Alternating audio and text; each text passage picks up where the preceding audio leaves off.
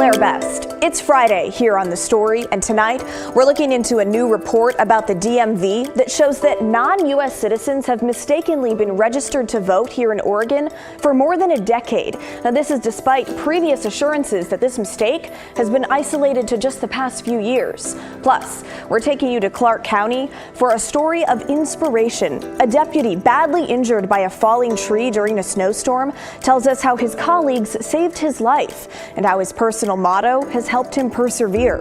But first, Portland Public Schools announced plans for a Black Student Excellence Center 5 years ago. So where does that plan stand now?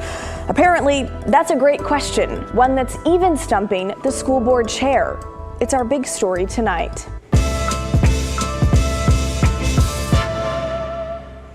This May, so next month, Portland Public Schools will ask voters to pass its largest bond ever in the neighborhood of $1.8 billion. And we know education in Portland is a hot topic, from test scores to teacher strikes, you name it. But as the bond vote looms next month, Thomas Schultz found tens of millions of dollars from a 2020 bond measure for the school district are waiting to be used for a project that's barely begun. Portland Public Schools has had a plan to build a Center for Black Student Excellence for the past 5 years. As part of a bond measure, 75% of voters approved in 2020. I thought it was an amazing idea and much needed. Including Rochelle Chase Miller, a mother of 2 kids in Portland Public. Families need some place for their kids to be. The center is expected to be a place where kids, especially black children, can come and grow. And the idea behind it is that it will make Oregon's biggest school district a little bit more equitable. As a Black student who grew up in Portland Public Schools, I witnessed and experienced some of those inequities. But 5 years after that bond passed, there's still been little movement. It's still unclear where the center would be located and how much it would cost to run. And that raised eyebrows at a March 4th school board meeting. I asked before this meeting is just to see the specific sort of long-term financial plans. That didn't happen, but staff did give an update detailing goals for the center. This opportunity ahead is to redefine the future by advancing a culture of Black excellence while meaningfully integrating joy and healing. Staff working on the project mentioned conversations they had with community members in schools and outlined plans for a tutoring program to address disparities in education, though the presentation didn't mention how they'll achieve their goals. It seems fair to expect perhaps more detail. So during an interview on March 21st, we asked PPS Board Chair Eddie Wong who those partners are. Does the board know who those community partners are going to be right now? Because I know that was a question at the March 4th board meeting. Yes. Okay. Those have all been determined. You know, this is, I would say about halfway there. Who are those main community partners that you guys are engaging with right now? I don't know if I might be the best person to answer that question. But Wong was the person the school district provided for an interview. We asked to speak to staff working directly on this project. The district said no. And frankly, PPS says there's not much of a staff to begin with. We were fluctuating between 0 and 1 person that was available to work on this. Wong says that's due to budget constraints. The director of the Center for Black Student Excellence left the position in February, a few months after starting the job. Portland Public is now looking for a new project leader. Let's be honest, I wish there was more progress made. The longer we wait, the more expensive things get. Over the past 5 years, Wong says PPS has had its share of challenges, like COVID-19 shuttering schools, Superintendent Guadalupe Guerrero leaving. In the meantime, there was a strike, which again delayed things for another year. To me, it's a broken promise. John Charles is the president of the Cascade Policy Institute, a libertarian nonprofit that analyzes Oregon state and local tax budget policies. He says PPS should be better stewards of taxpayer money. They made a promise they haven't delivered. And those for the project want more progress too. It's not moving as quickly as we would hope. The school district says that's changing under new Superintendent Kimberly Armstrong's leadership. Since that March 4th presentation, they say lots has changed. But when we asked about that, details were murky. March 4th. Lots happened since March 4th. What are those updates since March 4th? Yeah, I'll have to get back to you because The school district says they are close to choosing a site for the project, though even Wong admits it's been slow moving. I know it's frustrating. Right. There's a lot of unclarity about a project that was passed in 2020 for $60 million. Yes. Why? Sorry. Which part of it? Why is there not more answers Answers about? about what's going on with this project? Yeah. And right at the end there, the communications team stepped in and reiterated Superintendent Armstrong has done more in her tenure than Superintendent Guerrero ever did. And to be fair to Board Chair Wong, he's only been on the school board since 2023, years after this bond passed. Still, 5 years later, there's few quantifiable details about what the plans for this center actually are. So Thomas, Portland Public Schools is also proposing a bond for this coming May for $1.8 billion. So talk to us, what's in that one? Yeah, well, it's their most expensive bond ever, and the biggest thing is that it will rebuild 3 high schools. That's Cleveland, Ida B. Wells, and Jefferson. But there was also a point in time where there was a proposal worth $40 million to build a native student success center. That proposal was then rejected by the board. Oh my gosh. So give us a little behind the scenes look of your reporting for this story. Yeah, well, we mentioned it in the story, but we wanted to speak to representatives who are actually working on this project. And a phone call with a district spokesperson, we asked to do that. They said no. We also reached out to every board member. Graciously, Chairman Wong agreed to do an interview with us, but that interview, after being scheduled, was pushed back an additional week. So we still did the interview, just a little bit later than expected. And frankly, it was still a little bit surprising how few answers they had with the additional timeline. Yeah, very interesting. Great reporting. Thanks so much, Thomas. Okay, so what is going through your mind? Some of the board chair's non-answers were pretty stunning to us. So share your thoughts. Email us, thestory@kgw.com, or call and leave a voicemail, 503-226-5090. Or as always, you can hit us up on social media. Let's talk preschool now. It's been almost 5 years since Multnomah County voters passed the Preschool for All initiative, a program that is eventually supposed to guarantee free preschool for all 3- and 4-year-olds in the county. That's supposed to happen by 2030, but according to an audit by the Multnomah County Auditor, they've been slow to meet their goals so far. Earlier this week, county leaders announced 3,800 spots will be available for the program next school year. That's a major increase from the 2,200 or so slots they have right now. They're spread out across 133 sites in schools, daycare centers, and in-home preschools. But they're going to need 11,000 seats by 2030 to ensure that every kid has a spot. The auditors found that the county is going to need to take some steps to address some barriers that might keep it from adding 1,000 more seats over the next 5 years. A big one? Simply communicate better with the public about the program. Now that's important because Preschool for All is funded by a tax on high-income earners in the county, a tax that could go up in 2027, and apparently some of those high earners are feeling a little fatigue about the amount of taxes they're paying in Multnomah County. The Willamette Week reports that some of the city's wealthiest residents are chatting about a ballot measure that would repeal the tax. They're working on funding a poll to see how people feel about it. So the stakes are high for Preschool for All and its public perception. The auditors say the program needs to be working harder to open up seats, and there's concern about how the program has underspent its budget. The audit found that Preschool for All is collecting way more than it's spending every year for the last 3 years, about $300 million more altogether. Now, to a degree, that was by design. The county economist and program staff expected early years to be less expensive than later years, and they don't want the program to run out of money. But the auditors are recommending that the county adjust their budget to better reflect actual spending.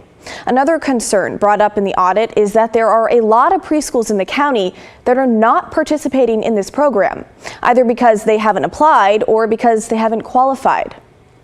According to state data, there are around 840 licensed preschool sites that could be participating. But some schools that haven't applied told auditors they were concerned about being able to meet the needs of kids with disabilities. And program requirements also give them pause. For example, they wouldn't be allowed to expel any kids. They have to provide lunch. They have to provide 10 hours of care. And teachers have to meet certain education requirements and be paid above market level. On the other hand, the auditors say there are 87 schools that have applied over the past 3 years, and they've been denied for one reason or another. Anything from the facility not being ready to recent licensing violations. But the auditors say the program's record keeping about the application process is, quote, disorganized. Altogether, the auditors had 19 recommendations for Preschool for All. County Chair Jessica Vega Peterson was receptive to most of them, but pushed back on one about verifying a family's claims that their child qualifies for priority seating, things like verifying income levels, since the program is aimed towards helping families in need first. Well, turning now to an update on voter registration errors at the Oregon Department of Motor Vehicles. You may remember, leading up to this past election season, some 1,600 people were found to have been mistakenly registered to vote in Oregon.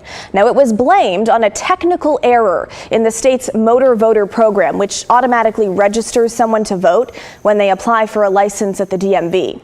Of those people initially found, 17 actually voted, according to the state. But some of those people who were registered in error were non-citizens, and it is illegal to vote in Oregon if you're not a U.S. citizen. So, Governor Tina Kotek paused motor voter and called for a full audit. Well, less than 2 months ago, she allowed the automatic registrations to resume. But a new report from ODOT shows the problem has been going on a lot longer than initially thought. A total of 118 additional registration errors were found. All but one of them happened between 2010 and 2023, and 13 of those people had a voting history, meaning they did cast votes in past elections. The report also revealed that one of those 118 errors happened just last month. Field staff incorrectly categorized a non-citizen as a citizen due to confusion over the person's passport. This mistake was corrected within the same month. Governor Kotek released a statement today saying she stands behind her decision to restart the Oregon motor voter program and, quote, believes any error that can undermine Oregonians' confidence in the election system must be taken incredibly seriously. Secretary of State Tobias Reed, in charge of Oregon's elections, told us, "It's hard not to be disappointed. We continue to have a weak link that needs more attention, work, and accountability. We cannot guarantee perfection or that no further errors will be discovered, but we must all be committed to continuous improvement and transparency. We must catch and fix these errors faster. We expect the DMV to do the same."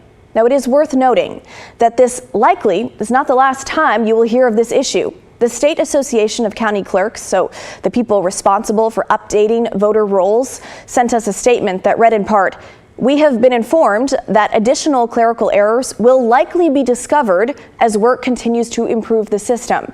We will continue to investigate these records and inactivate them when necessary." Well, coming up next on the story, images that are impossible to forget for law enforcement officers in Clark County. Tonight, we hear from the deputy who was behind the wheel. We were driving like 25 miles an hour, and all of a sudden the roof of my police car caved in. The harrowing moments that followed, and a story of incredible perseverance and triumph in the weeks and months that followed. All thanks to a 3-word motto that the deputy lives by to this day. That's next when the story returns.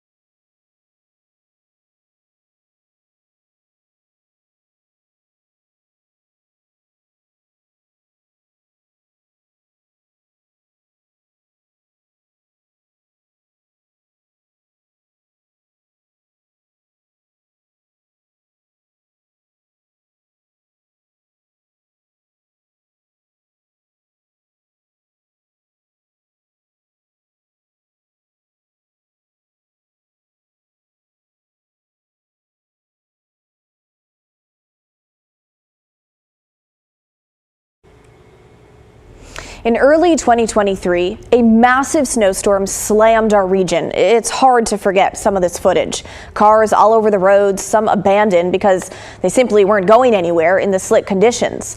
But the issues were not just here in the metro. They stretched into Southwest Washington as well. And for Clark County deputy and SWAT team member Drew Kennison, it's a storm he'll never forget.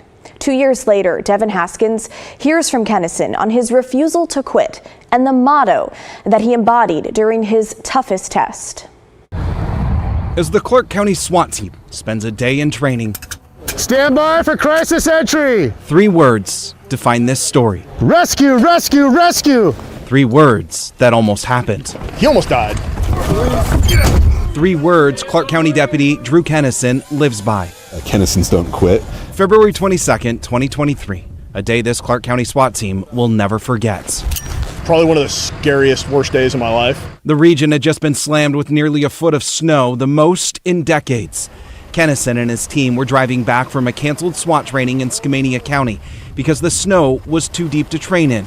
You know, we were driving like 25 miles an hour, and all of a sudden the roof of my police car caved in, and I saw bark fly up in front of me, and I just immediately knew that a tree had fallen on the car. A tree covered in snow smashed the front end of his car, sending the dashboard through his left knee and crushing his arm in several spots. So I tried to turn the steering wheel, and I couldn't feel it in my hand anymore.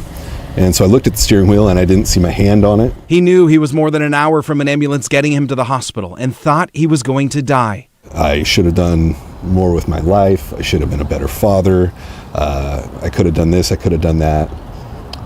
Dang. While those terrible thoughts are all running through my head, I looked to my left and see one of my good friends' head appear in the caved-in portion of my dorm. That friend, assistant team leader Drew Clutch. That was probably the longest 45 minutes of my life. Every minute counted. Clutch put a tourniquet on Drew's leg and arm. And like any good friend, he did what he had to do. And Drew slapped me across the face, like in the movies. I did. His team wasn't going to let him quit. And from here on out, neither was he. When he woke up in the hospital, his left leg above the knee had been amputated. For the guys who I haven't been able to say it to, thank you for saving my life. I appreciate it. For months, he pushed harder and harder. He had a single goal in mind, no matter the sacrifice. I couldn't be telling my kids, hey, it's not okay to quit. You've got to find a way to work through this, and then not do the same thing for myself. He trained harder than before to get back on the team, a spot they were holding for him. As long as it took him to recover, that he had a chance when he was ready to come back. 5 months after the accident, he returned to the sheriff's office in a limited role. His fellow deputies and SWAT team members lined the sidewalks with open arms. It made me feel a lot more important than I felt like I was. This was just the beginning. I really wanted to get back to the SWAT team as soon as I could, and I thought, you know what, even if I can just drive an armored vehicle, that'll be me contributing to the team and to the mission. And just days before the 1-year mark of his accident, he passed a crucial physical test and was on the SWAT team once again. It's incredible. I mean, talk about a guy who has to work hard. I mean, he works harder than probably anyone here right now. Those same 3 words Kennison embodies, the words he preaches to his 3 kids, Kennison's don't quit. Quitter is not part of his who he is. He's probably one of the strongest dudes I know, mentally and physically. It's now been a year since he made the team again. Please don't move, drivers. Keep your head down. He's just one of the guys. And because nobody viewed me differently, I think that helped me not view myself differently. A senior member on the team. He brings a lot of value to the team just from his abilities. And just like the team at his back that snowy day, Drew will always have theirs. So to be able to be part of a group of guys that is the help that's on the way is the most rewarding experience that I think a person can have in law enforcement. Devin Haskins joins me now. Devin, wow, talk about being driven. Yeah, what an amazing guy. So he had SWAT on his mind. So when he woke up from the hospital, he was intubated, but one of the first things that he thought of was his position on SWAT. So he grabbed a piece of paper and a pen and wrote the words SWAT on it. Wow. And showed it to his wife, and his wife was like, hang on, let's focus on recovery first, and then we'll talk about your position on SWAT. And then his team came in, after he woke up again and started to be able to talk more, and he asked them, like, do I still have my position? Can I have my position back? And as you see, yeah, I mean, he fought for it for a year. He was not going to let it go. He sought the best therapists, sought the best rehab clinics, everything to make sure that he got back onto the team that he loved. And I can see it in you that this was inspiring, even just to talk to him and do this story. What was that like for you? It was a fun story to tell, and also just being there at the SWAT training was fun and just engaging to see. And then to see him be able to overcome these hurdles and really not even let it slow him down at all. He's up there with the guys. He had to pass every physical test that that everybody else with two legs would go through, and he didn't let it slow him down. They even said, like, we didn't give him any shortcuts. He had to do everything to earn that spot back, and he did. Wow, thanks for bringing us that story. Yeah.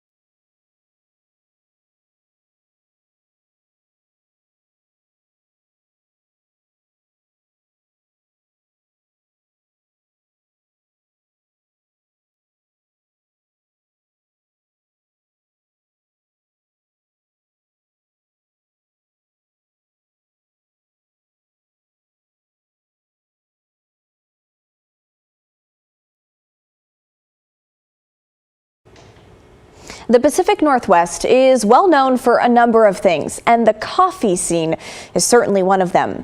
But with the global tariff whiplash and effects of global warming on the sensitive Goldilocks crop, you may soon be paying more for your favorite cup of joe. From the regions where coffee is grown to the cafes that sell it, meteorologist Leah Pizzetti shows us how a change in the weather is jolting the bean business. For many, it's an integral part of their daily grind. Here's one of those. But this caffeine that's supposed to be a pick-me-up, here you go, in the last year has a price that's also picking up, felt by every customer. All right, $12.19. The price of coffee has gone up more than 100% in the last year, says Lighthouse Roasters CEO Craig Nobley. It goes through many people's hands in the production of coffee. So when you receive that cup of coffee from your local cafe, it's come from halfway around the world, up a mountain sitting at 9,000 feet, and was hand-picked by somebody climbing up and down that mountain. 73% of the world's coffee is grown in just 5 countries: Brazil, Vietnam, Colombia, Indonesia, and Ethiopia. More than a third is produced in Brazil alone, a country rocked by climate extremes in the last few years. Flooding in 2024 to scorching heat this year. Rio de Janeiro hit 111 degrees this last February, its hottest day in more than a decade. University of Washington professor of sustainable finance Philip Bruner says this ruined coffee harvests. Coffee is actually kind of a Goldilocks crop. It's really sensitive. It can't be too cold or too hot. You need just the right amount of water. So a change in temperature by 2 degrees Fahrenheit, either above or below average seasonal temperatures, can cause a coffee crop to completely collapse. Because of this, in the last year, the trading price of coffee has nearly doubled, hitting a peak in February of 2025. It might ebb and flow. If Brazil and Vietnam has a good bumper crop next year, it might drop back down again, but where climate change is going, it looks like this is going to be a little volatile for quite a while, and might be the new norm. A trickle-down effect felt everywhere. Craig says he's had to raise his prices in his cafe and for the more than 8,000 pounds of beans he roasts every day. And he knows they're not alone. So his ask for customers, know these higher prices are simply out of their control. If you can afford that cup of coffee, it sure helps out the local little coffee shop, cafe, roaster. They'll keep going, full steam ahead, hoping prices stop their steady rise. Well, that is the end of our show, folks. Thanks so much for watching. And don't forget, everyone's got a story to tell. Have a great weekend. I'll see you right back here Monday night at 6:30.